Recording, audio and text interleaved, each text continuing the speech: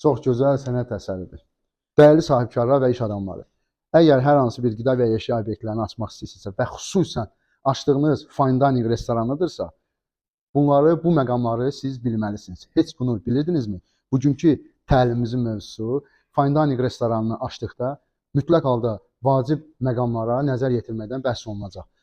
Konsept və kulinariya fəlsəfəsi 100% öncədən bilinməlidir. Çünki sahibkar belə və iş adamı belə bilməlidir ki, hansı bir molekulyar mətbəxi olacaq, fransız mətbəxi olacaq və yaxud italyan mətbəxi olacaq, fusion mətbəxi olacaq. Onun mütləq halda ikinci bir məqamın biri şef və onun komandası. Executive şefin özünün xüsusi yeməkləri və hətta onun komandası olan sous şeflər belə güclü peşəkarlar olmalıdır ki, gələn qonaqlara %100% lazım olan tələbləri belə verə bilsinlər. Məkan və interyer. Əlbəttə ki, bildiyimiz kimi fine dining restoranın hər bir yeri, yerləşməsi belə, konsepti belə premium, bahalı belə yerlər seçilməlidir və mütləq halda olmalıdır. Çünki akustika və interyer belə elə uyğun vəhdət olmalıdır ki, şef orada hazırladığı gözəl təamları qonaqlar bəhbəhlə yeyə bilsinlər.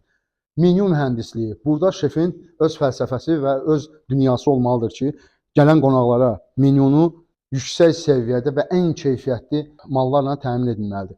Xidmət səviyyəsi və protokollar. Xidmət səviyyəsi bu nömrə 5-imizdir. Xidmət səviyyəmiz bu o deməkdir ki, məqamlardan biri. Orada işləyən hər bir ofisiant mütləq halda bütün stepləri, addımları bilir və xüsusən də sağdan giriş, soldan çıxış, qonağa düzgün halda qarşılanması, əyləşdirilməsi, sifarişlərin götürülməsi və protokol xidmətlərinin addımları belə bilməlidir. 6. Fine dining restoranının dəyərli sahibkarlar ən döyünən ürəyi şərab kartı, şərab menüsü və xüsusən də orada olan sommelyerdən bəhs olunur. Bildiyimiz kimi, əgər hər hansı bir restoranda, xüsusən fine dining restoranda biz bir çox şərab çeşidləri qoymalıyıq. Hətta şərab otağımız belə olmalıdır ki, orada belə gələn qonaqlarımıza biz orada degustasiya etdirmək imkanlarımız olsun. Və bunu gözəl halda qonaqlarımıza verən insan sommelyerimiz belə olmalıdır. 7. Təchizat və məhsulların seçimi.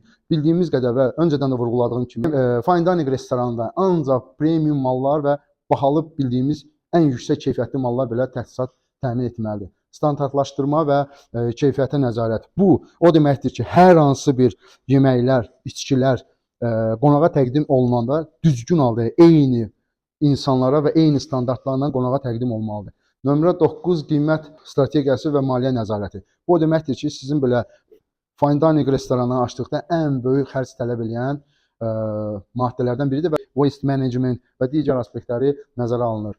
Branding və mütləq halda ki, bizim marketinq məsələmiz. Bu branding və marketinqdə əgər biz çalışırıqsa, fine dining restoranını ən yüksək səviyyədə təqdim etməliyik. Bunlar həm şərablarından danışılmalıdır, həm yeməklərindən danışılmalıdır və aşpaz belə gündəlik bir şey bişirib, onlara qonaqlar üçün, hətta çəkiliş üçün belə çəkilib qoyulmalıdır.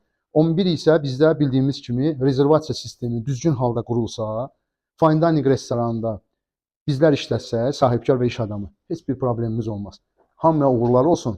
Daha maraqlı və ətraflı məlumatlar almaq üçün bizim Instagram, TikTok və YouTube kanalımızı izləməyinizi davam edəsiniz.